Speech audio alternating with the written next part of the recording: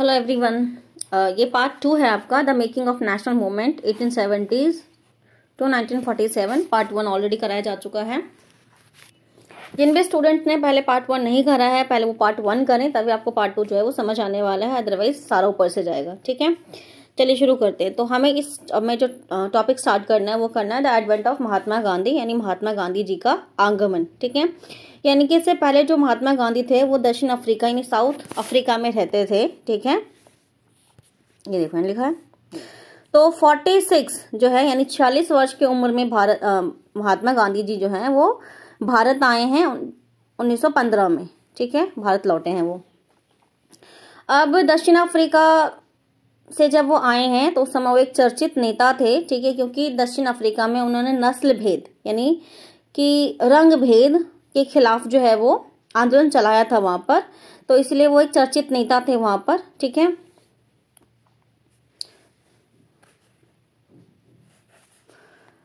महात्मा गांधी जी को वे वहां पर नस्ल भेदी पाबंदियों के खिलाफ अहिंसक आंदोलन चला रहे थे और अंतर्राष्ट्रीय स्तर पर उनकी अच्छी मान्यता थी और लोग उनका आदर करते थे। दक्षिण अफ्रीका आंदोलन की वजह से हिंदू, मुस्लिम, पारसी, ईसाई, गुजराती, तमिल, उत्तर भारतीय और उच्च वर्गीय व्यापारी, वकील, मजदूर सब तरह के लोग भारतीयों से मिलने जुलने का मौका मिल चुका था महात्मा गांधी जी को। ठीक है, तो हमें सिर्फ क्या याद रखना है इसके अंदर, कि महात्मा गांधी जी भारत कब आए थे दक्षिण अफ्रीका से? 1915 में आए थे, 1915 में आए थे, और वहां पर उन्होंने क्या करा था? रंग भेद के खिलाफ आंदोलन चलाया था। ठीक है,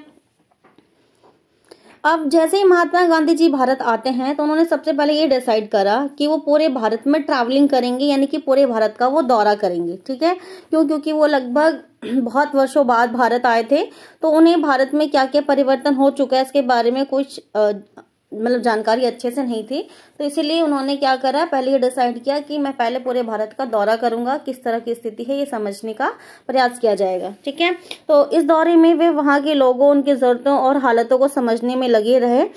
उनके शुरुआती प्रयास, अब सबसे पहले जब उन्होंने दौरा करा तो शुरुआत में उन्होंने चंपारण, खेड़ा और अहमदाबाद, तीनों ही जगह इंपॉर्टेंट है, मैप में भी पूछा जा सकता है आपका और वैसे भी इंपॉर्टेंट है। ठीक है, चंपारण बिहार में याद रखना आपको, खेड़ा और अहमदाबाद जो है वो आपको मैप में देख लेना है कि कहाँ पर है, तो ये दोनों ही गुजरात में ही है। ठीक है, अब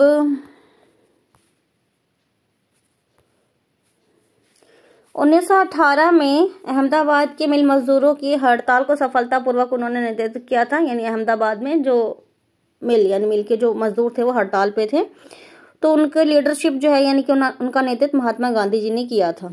ठीक है, अब आगे का टॉपिक हमें पढ़ना है 1919 से रॉलेट सत्याग्रह।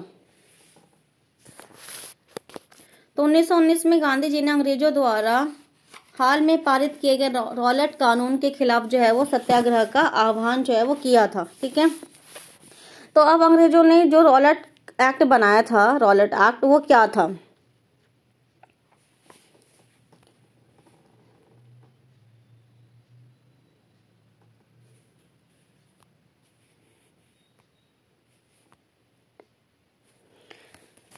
महात्मा गांधी जी का मानना था कि जो रॉलेट कानून है वो अभिव्यक्ति की स्वतंत्रता, ठीक है, और मूलभूत अधिकारों पर अंकुश लगाने और पुलिस और ज्यादा अधिकार देने के लिए लागू किया गया था। तो गांधी जी ने और मोहम्मद अली जिन्ना और अन्य नेताओं का मानना था कि सरकार के पास लोगों की बुनियादी स्वतंत्रता पर अंकुश लगाने का कोई अधिकार नहीं है। उन्होंने इस कानून को शैतान की करतूत और निरंकुशवादी बताया। गांधी जी ने लोगों से आह्वान किया कि इस कानून का विरोध करने के लिए 6 अप्रैल 1919 को अहिंसक दिवस के रूप में मनाया जाएगा। ठीक है, 6 अप्रैल 1919 को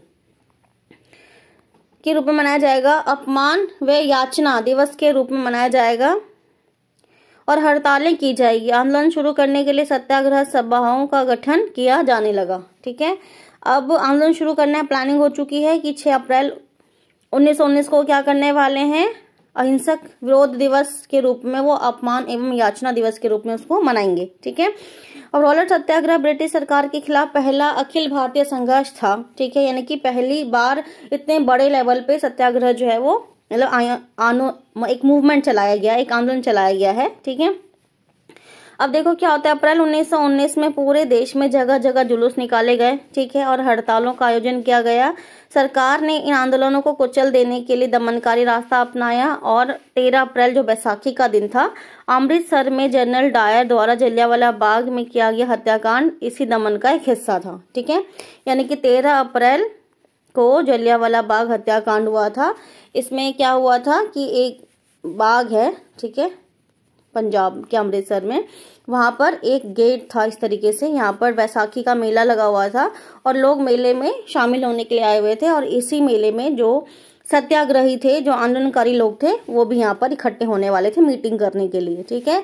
तो जनरल डायर यहाँ से एंट्री लेता है और घुसते ही वो क्या करता है, भीड़ पर गोली चलाना शुरू कर देता है, जिसमें कि सैकड़ों लोगों की मृत्यु हो गई, ठीक है। तो इसी को बोला गया था जलियांवाला बाग हत्याकांड। अब इस घटना के बाद जो रविंद्रनाथ टैगोर जी थे, उन्होंने अपनी नाइटहुड की जो उपाधि उन्हें दी गई थी, उन्होंने वो लौटा दी, ठीक है, इसका विरोध करने के लिए। रॉलेट सत्याग्रह के दौरान लोगों ने ब्रिटिश शासन के खिलाफ हिंदू और मुसलमानों के बीच में गहरी एकता बनाए रखने का प्रयास किया, ठीक है। यानी हिंदू और मुस्लिम दोनों लोग यूनाइटेड होकर के अपना काम करें, आज़ादी के लिए मूवमेंट चलाएं, ये पूरी कोशिश की गई, ठीक है। गांधी जी भी चाहते थे, उनकी राय में भारत यहाँ रहने वाले सभी लोगों यानी हिंदू, मुस्लिम और अन्य धर्म के लोगों का देश है। उनकी गहरी आकांक्षा थी कि हिंदू और मुसलमान किसी भी न्यायपूर्ण उद्देश्य के लिए एक दूसरे का समर्थन करें, ठीक है। यानी गांधी जी भी क्या चाहते थे, सबसे पहले उनका मानना क्या था कि भारत जो है वो यहाँ रहने वाले हिंदू, मुस्लिम और अन्य धर्मों के लोगों का देश है, और एक अगर हमारा न्यायपूर्ण उद्देश्य है, यानी अगर हमारा जो पर्पस है वो है ठीक है, सही है, तो उसके लिए हिंदू और मुस्लिम। सबसे पहले हमें ये जाना है यहाँ पर, देखो कि जो खिलाफत आंदोलन है, ये लिया, खिलाफत आंदोलन के नेता मोहम्मद अली और शौकत अली थे, ठीक है, ये दोनों भाई थे, और इन्होंने असहयोग आंदोलन का समर्थन किया। और देखो जो खिलाफत आंदोलन है वो कौन चला रहा है, मुस्लिम वर्ग चला रहे हैं, उनके जो नेता है वो कौन है, मोहम्मद अली और शौकत अली है। जो असहयोग आंदोलन चलाया जा रहा है वो गांधी जी द्वारा और गांधी जी के समर्थकों द्वारा चलाया जा रहा है, ठीक है। अब 1921 और 22 के दौरान देखो क्या होता है, अब असहयोग आंदोलन के समर्थन में हजारों विद्यार्थियों ने स्कूल कॉलेज छोड़ दिए। मोतीलाल नेहरू, CR दास, C राजगोपालचारी जैसे लोगों ने वकालत छोड़ दी, यानी कि कोर्ट में जाकर के काम करना बंद कर दिया। अंग्रेजों द्वारा दी गई उपाधियों को उन्होंने लौटा दिया और विधानमंडलों का बहिष्कार किया, ठीक है। और ये सब किसके फेवर में हो रहा है, जो जलियांवाला बाग हत्याकांड हुआ है उस पर रोष दिखाने के लिए, अपना गुस्सा दिखाने के लिए कि जो घटना घटी है वो गलत है, ठीक है। इसके अलावा जगह जगह पर विदेशी वस्तुओं की होली जलाई गई। 1920 से 22 के बीच में विदेशी कपड़ों का आयात जो है वो गिर गया, क्योंकि लोगों ने विदेशी कपड़ों का इस्तेमाल करना ही बंद कर दिया, मतलब कम कर दिया। परंतु यह सब तो आने वाले तूफान की एक झलक थी। देश के ज्यादातर हिस्सों में से एक भारी विरोध के मुहाने पर खड़ा था। लोगों की पहलकदमी, कई जगह पर लोगों ने ब्रिटिश शासन का हिंसक विरोध किया, लेकिन कई स्थानों पर विभिन्न वर्ग समूहों ने गांधी जी के आह्वान के अपने हिसाब से अर्थ निकाले और इस तरह के रास्ते अपनाए तो गांधी जी के विचारों से मेल नहीं खाते थे। सभी जगह लोगों ने अपने आंदोलन को स्थानीय मुद्दों के साथ जोड़ करके आगे बढ़ाया। अब इसके हम कुछ एग्जाम्पल्स पढ़ने वाले हैं कि गांधी जी ने जो असहयोग आंदोलन बोला, ठीक है, या जो आंदोलन चलाया, उसके लोगों ने क्या क्या अर्थ निकाले। तो सबसे पहले हम पढ़ने वाले हैं खेड़ा। गुजरात में पाटीदार किसानों ने अंग्रेजों द्वारा थोपे गए भारी लगान के खिलाफ अहिंसक अभियान चलाया, यानी कि हिंसा का रास्ता नहीं अपनाया, अहिंसा का मार्ग चला करके ही उन्होंने जो उनके ऊपर भारी टैक्सेस थोपे गए थे उसके खिलाफ उन्होंने आंदोलन चलाया। तटीय आंध्र प्रदेश, तमिलनाडु के भीतरी भागों में शराब की दुकानों की घेराबंदी की गई और आंध्र प्रदेश के गुंटूर जिले में आदिवासी और गरीब किसानों ने बहुत सारे वन सत्याग्रह किए। इन सत्याग्रहों में कई बार वे चराई शुल्क अदा किए बिना ही अपने जानवरों को जंगल में छोड़ देते थे। उनका विरोध इसलिए था क्योंकि औपनिवेशिक सरकार ने वन संसाधन पर अनेक उनके अधिकारों को बहुत सीमित कर दिया है, ठीक है। इसके अलावा लोगों ने क्या करा कि जो जंगलों में जाने के जो जंगल होते थे, फॉरेस्ट होते थे, उनमें पशुओं को चराने का टैक्स देना पड़ता था लोगों को, तो वो देने से मना कर दिया, ठीक है। लोगों ने, उन्हें यकीन नहीं था कि गांधी जी उन पर लगे कर कम करा देंगे, वन कानूनों को खत्म करा देंगे, यानी उन्हें क्या यकीन था कि गांधी जी जो है वो एक मसीहा हैं और वो उन करों को कम कर देंगे या खत्म कर देंगे। बहुत सारे वन गांवों में किसानों ने स्वराज का ऐलान कर दिया, क्योंकि उन्हें उम्मीद थी कि गांधी राज जो है वो जल्दी ही आने वाला है। ठीक है, और बहुत सारे किसानों ने क्या कर दिया, स्वराज की घोषणा कर दी। क्यों? क्योंकि उन्हें यकीन था कि बहुत ही जल्दी गांधी जी का राज जो है वो आने वाला है। ठीक है, अब अगर हम देखें जनता के महात्मा, अब यानी लोगों ने महात्मा गांधी को कैसे देखा, तो लोगों ने गांधी जी को एक मसीहे के रूप में देखा। देखो लिखा ना, एक तरह का मसीहा उन्हें मानते थे, एक ऐसा व्यक्ति मानने लगे थे जो उनकी मुसीबतों और उनको गरीबी से छुटकारा दिला सकते हैं। गांधी जी वर्गीय टकराव की बजाय वर्गीय एकता के समर्थक थे, यानी कि गांधी जी क्या चाहते थे कि लोग आपस में ना टकराएं, आपस में ना लड़े, ठीक है, मिल करके एकजुट होकर के आजादी के लिए संघर्ष करें। परंतु किसानों को लगता था कि गांधी जी जमींदारों के खिलाफ उनके संघर्ष में मदद देंगे। खेतीहर मजदूरों को यकीन था कि गांधी जी उन्हें जमीन दिला देंगे, और कई बार आम लोगों ने खुद अपनी उपलब्धियों के लिए गांधी जी का श्रेय भी दिया। ठीक है, यानी गांधी जी जो थे अभी तक आते आते एक लोकप्रिय नेता जो है वो बन गए थे। ठीक है, अब 1922 से 1929 की घटना हम पढ़ने वाले हैं। फरवरी 1922 की बात है ये, जब किसानों की एक भीड़ ने चौरी चौरा, जो एक पुलिस स्टेशन था, चौरी चौरा जगह है एक उत्तर प्रदेश में, वहां पर एक पुलिस स्टेशन था, उस पर हमला करके उस पर आग लगा दी, जिस घटना में 22 पुलिस वाले जो है वो मारे गए। ठीक है, किसान इसलिए बेकाबू हो गए क्योंकि पुलिस ने उनके शांतिपूर्ण जुलूस पर गोली चला दी थी। ठीक है, अब घटना क्या था कि लोग शांति से जा रहे थे, रैली निकाल रहे थे, और पुलिस वालों ने क्या किया, इनके ऊपर गोली चलाना शुरू कर दिया। तो इन किसानों ने गुस्से में क्या कर दिया, पुलिस स्टेशन में आग लगा दी, जिसमें कि 22 पुलिस वाले जो है वो मारे गए। ठीक है, अब असहयोग आंदोलन खत्म होने के लिए गांधी जी ने के अनुयायी ग्रामीण इलाकों में रचनात्मक कार्य शुरू कर दिया था। मतलब अब गांधी जी को ये घटना जब पता चली तो उन्होंने इस पर बहुत दुख जताया, और जो असहयोग आंदोलन चल रहा था उसको उन्होंने वापस ले लिया। ठीक है, और अब गांधी जी और जो उनके अनुयायी थे, मतलब उनके जो फॉलोअर्स थे, उन्होंने क्या किया, अब रचनात्मक यानी क्रिएटिव काम करना शुरू करा। चित्तरंजन दास, मोतीलाल नेहरू जैसे अन्य नेताओं की दलील थी कि पार्टी को परिषद चुनावों में हिस्सा लेना चाहिए और परिषद के माध्यम से सरकारी नीतियों को प्रभावित करना चाहिए। ठीक है, यानी कि जो नेता है चित्तरंजन दास और जो जवाहरलाल नेहरू है, उनका क्या कहना था कि जो परिषद के चुनाव होते हैं उसमें भारतीय नेताओं को हिस्सा लेना चाहिए। 1930 में शुरू किए गए सविनय अवज्ञा आंदोलन के लिए ये जनाधार काफी उपयोगी साबित हुआ। ठीक है, लेकिन जो गांधी जी और उनके जो अनुयायी थे, जो रचनात्मक कार्य यानी क्रिएटिव काम कर रहे, कंस्ट्रक्टिव वर्क कर रहे थे ग्रामीण क्षेत्रों में, तो उससे क्या हो रहा था, एक आधार तैयार हो रहा था, एक बेस तैयार हो रहा था, किसका, सविनय अवज्ञा आंदोलन का, जो 1930 में शुरू हुआ था।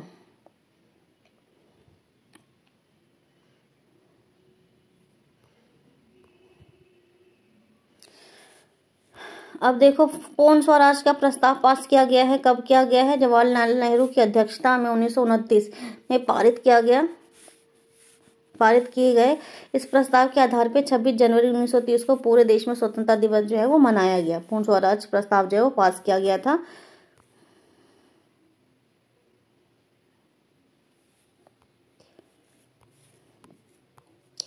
अब है दांडी मार्च। पूर्ण स्वराज अपने आप, पूर्ण मतलब देखो पूरा, स्वराज मतलब खुद का रूल। ठीक है, देखो वर्ड्स को पहले समझना सीखो।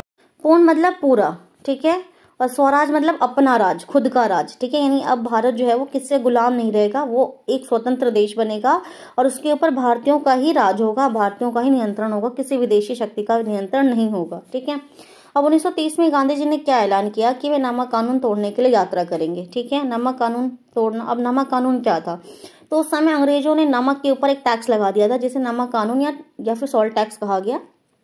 ठीक है, अब गांधी जी का कहना था कि नमक एक बेसिक चीज है जिसका इस्तेमाल सभी लोग करते हैं, अमीर हो गरीब हो। ठीक है, उस पर लगाया जाने वाला जो टैक्स है वो क्या है, गलत है। और उस समय जो नमक बनाने का जो एक अधिकार था, जो मोनोपोली था, वो अंग्रेजों के पास था। यानी कि नमक बनाने का एकमात्र अधिकार किसके पास है, ब्रिटिश सरकार के पास है। वही नमक बनाएगी और वही नमक बेचेगी। ठीक है, तो गांधी जी के अनुसार जो टैक्स वसूलना है नमक के ऊपर, वो क्या था, एक पाप था। देखो यहाँ लिखा हुआ भी है कि महात्मा गांधी और अन्य राष्ट्रवादी का कहना था कि नमक पर टैक्स वसूलना पाप है, क्योंकि ये हमारे भोजन का एक बुनियादी हिस्सा है। नमक सत्याग्रह ने स्वतंत्रता के व्यापक चाहकों लोगों की एक खास शिकायत तभी से जोड़ दिया था कि इस तरह अमीरों और गरीबों के बीच में मतभेद नहीं होने दिया जाएगा। ठीक है, यानी कि इस तरह से भेदभाव जो है वो नहीं होगा। और फिर गांधी जी ने क्या करा, 240 किलोमीटर पैदल चल करके अपने साबरमती आश्रम से लेकर के वो गुजरात के दांडी तट पर आए और वहां पर उन्होंने पानी उबाल करके नमक बनाया।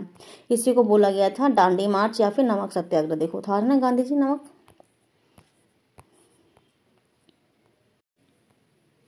इस आंदोलन में किसानों, आदिवासी, महिलाओं ने बड़ी संख्या में हिस्सा लिया। नमक के मुद्दे पर एक व्यावसायिक संघ ने प्रकाशित किया और सरकार ने शांतिपूर्ण सत्याग्रहियों के निर्मम दमन के जरिए आंदोलन को कुचलने का प्रयास किया और हजारों आंदोलनकारियों को जेल में डाल दिया। ठीक है, यानी कि जो लोग शांतिपूर्ण तरीके से नमक सत्याग्रह कर रहे थे उन लोगों के इस आंदोलन को दबाने के लिए सरकार ने निर्ममता से आगे कदम बढ़ाया और हजारों की संख्या में लोगों को जेल में डाल दिया। भारतीय जनता ने साझा संघर्ष के चलते आखिरकार 1935 में गवर्नमेंट ऑफ इंडिया एक्ट, ये भी इंपॉर्टेंट है आपका 1 मार्क के लिए, गवर्नमेंट ऑफ इंडिया एक्ट में प्रांतीय स्वायत्तता का प्रावधान किया। सरकार ने ऐलान किया कि 1937 के प्रांतीय विधायिकाओं के लिए चुनाव कराए जाएंगे, यानी कि जो 1937 में जो प्रांतीय विधायिका का है उसका चुनाव कराया जाएगा। और इस चुनाव के परिणाम आने पर 11 में से 7 प्रांतों पर कांग्रेस की सरकार बनी। ठीक है, प्रांतीय स्तर पर 2 साल के कांग्रेसी शासन के बाद सितंबर 1939 में दूसरा विश्व युद्ध छिड़ गया था। अब दूसरा विश्व युद्ध देखो कब होता है, 1939 में। पहला मैंने आपको बताया था 1914 में, और दूसरा जो है वो 1939 में सेकेंड वर्ल्ड वॉर होता है। ठीक है, ये आपको इतना याद रखना है। अब भारत छोड़ो या उसके बाद की क्या नीतियां थी, क्विट इंडिया और लेटर। महात्मा गांधी जी ने दूसरे विश्व युद्ध के बाद अंग्रेजों के खिलाफ आंदोलन का एक नया चरण शुरू किया। उन्होंने अंग्रेजों को चेतावनी दी कि वे फौरन भारत छोड़ दें। गांधी जी ने भारतीय जनताओं से आह्वान किया कि अब जो स्थिति आ गई है वो क्या आ गई है, करो या मरो। तो गांधी जी ने क्या कहा है, डू और डाई, यानी करो या फिर मरो के सिद्धांत पर चलते हुए, यानी कि या तो भारत की आज़ादी के लिए हम संघर्ष करें या फिर अपनी जान दे दें। ठीक है, सिद्धांत पर चलते हुए अंग्रेजों के विरुद्ध अहिंसक ढंग से संघर्ष करें। गांधी जी और उनके अन्य नेताओं को फौरन जेल में डाल दिया गया। इसके बावजूद यह आंदोलन फैलता गया और किसान और युवा इस आंदोलन में बड़ी संख्या में शामिल हुए। विद्यार्थी अपनी पढ़ाई लिखाई छोड़ करके आंदोलन में कूद पड़े। देश भर में संचार और राजसत्ता के प्रतीक पर हमले हुए।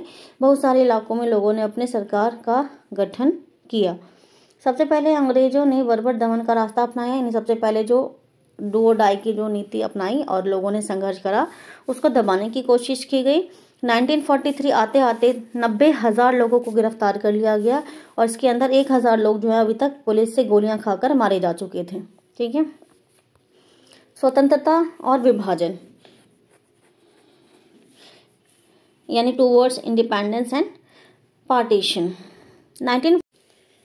स्वतंत्रता और विभाजन की ओर 1940 में मुस्लिम लीग ने देश के पश्चिम, उत्तर और पूर्वी क्षेत्र में मुसलमानों के लिए स्वतंत्र राज्यों की मांग करी। ठीक है, 1940 में देखो क्या होता है, जो मुस्लिम लीग जो राजनीतिक पार्टी थी उसने क्या करा, पश्चिम, उत्तर और पूर्वी क्षेत्रों में मुसलमानों के लिए एक स्वतंत्र राज्य की मांग करी। ठीक है, यानी कि उन्होंने क्या कहा कि हमें भारत के पश्चिम, उत्तर और पूर्वी क्षेत्र मुस्लिम लोगों के लिए चाहिए। इस प्रस्ताव में विभाजन या पाकिस्तान का कोई जिक्र नहीं था। ठीक है, मुस्लिम लीग ने उपमहाद्वीप के मुसलमानों के लिए स्वायत्त व्यवस्था की मांग क्यों की, यानी अब उन्हें ऐसा क्यों लग रहा है कि उन्हें एक अलग क्षेत्र चाहिए या स्वतंत्र राज्य चाहिए। तो 1930 के दशक में मुस्लिम लीग और हिंदुओं को अलग अलग राष्ट्र मानने लगी थी। ठीक है, यानी 1930 के दशक में क्या हुआ था कि जो मुस्लिम लीग थी आखिरी सालों में लीग मुसलमानों और हिंदुओं को अलग अलग राष्ट्र मानने लगी थी। इस विचार तक पहुंचने में 20 और 30 के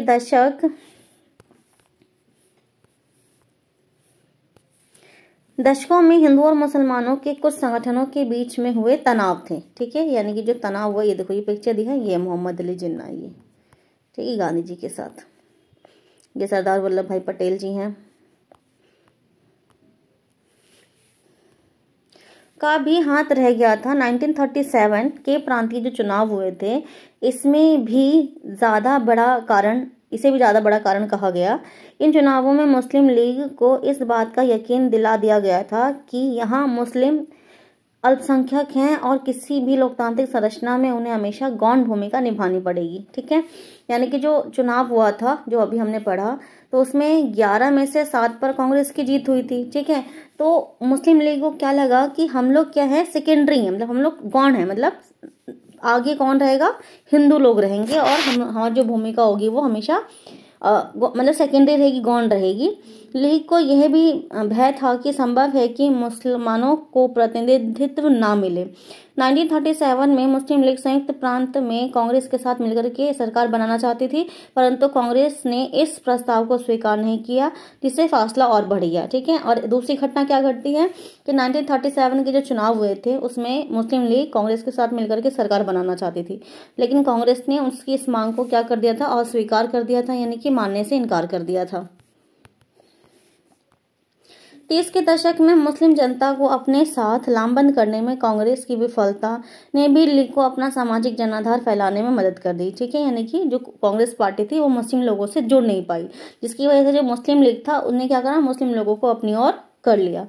40 के दशक के शुरुआती सालों में जिस समय कांग्रेस के ज्यादातर नेता जेल में थे, उसी समय लीग ने अपना प्रभाव फैलाने का प्रयास किया और 1945 में विश्व युद्ध जब खत्म होता है, सेकेंड वर्ल्ड वॉर यानी कि द्वितीय विश्व युद्ध, तो अंग्रेजों ने भारतीय स्वतंत्रता के लिए कांग्रेस और लीग से बातचीत शुरू कर दी। यानी अब जो अंग्रेज हैं उन्होंने आजाद मतलब भारत को छोड़कर जाने का मन बना लिया और इसके लिए उन्होंने क्या कर दिया, कांग्रेस से और मुस्लिम लीग से बातचीत करना शुरू कर दिया। यह वार्ता असफल रही क्योंकि लीग का कहना था कि उसे भारतीय मुसलमानों का एकमात्र प्रतिनिधि माना जाए और कांग्रेस इस दावे को मंजूर नहीं कर सकती थी क्योंकि बहुत सारे मुसलमान अभी भी उसके साथ थे। ठीक है, 1946 में दोबारा प्रांतीय चुनाव कराए गए। सामान्य निर्वाचन क्षेत्रों में कांग्रेस का प्रदर्शन तो अच्छा रहा, परंतु मुसलमानों के लिए आरक्षित सीटों पर लीग को बेजोड़ सफलता मिली। लीग पाकिस्तान की मांग पर चलती रही। मार्च 1946 में ब्रिटिश सरकार ने इस मांग का अध्ययन करना शुरू कर दिया और स्वतंत्र भारत के लिए एक सही राजनीतिक बंदोबस्त सुझाने के लिए 3 सदस्यीय परिसंघ जो है वो परिसंघ भारत भेजा। इस परिसंघ ने सुझाव दिया कि भारत अविभाजित रहे, यानी कि इस जो संघ है इसने क्या सुझाव दिया कि भारत का विभाजन ना किया जाए, उसे मुस्लिम बहुल क्षेत्रों को स्वायत्तता दे देनी चाहिए, देते हुए ढीले ढाले महासंघ के रूप में संगठित किया जाए। कांग्रेस और मुस्लिम लीग दोनों ही इस प्रस्ताव के कुछ प्रावधान पर सहमत थे। अब देश का विभाजन अवश्य भावी था, यानी कि जो कांग्रेस पार्टी थी और जो मुस्लिम लीग थी दोनों ही जो मतलब जो प्रावधान किया गया था उससे वो संतुष्ट नहीं थे। ठीक है, तो अब क्या हो गया कि अब ये तय हो गया कि भारत का विभाजन होगा ही होगा।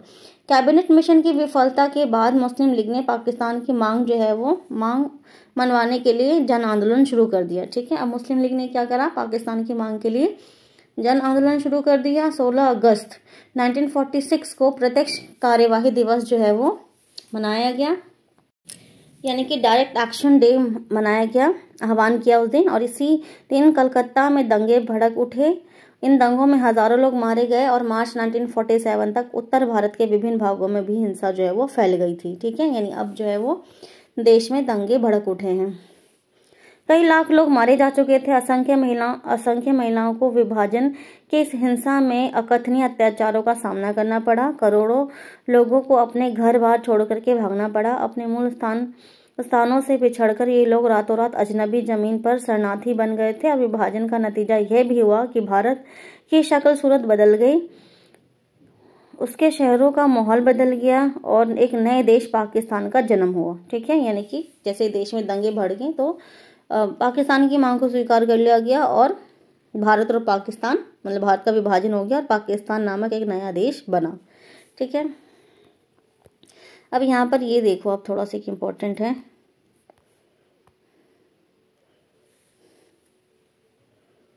ये है ये। ठीक है, इनका नाम है अबुल गफर खान। ठीक है, इन्हें बादशाह खान भी कहा जाता है। ठीक है, वह खुदाई खिदमतगार संगठन के संस्थापक थे और उन्होंने जो मतलब विभाजन के फैसले को जो मान लिया, इसके खिलाफ थे। वो ये नहीं चाहते थे कि भारत का विभाजन हो और पाकिस्तान नामक एक देश जो है वो बने। ठीक है, अब यहाँ आपका ये चैप्टर पूरी तरीके से कंप्लीट होता है। एक ही चीज़ बता दी गई है, नोट्स लगवा दिए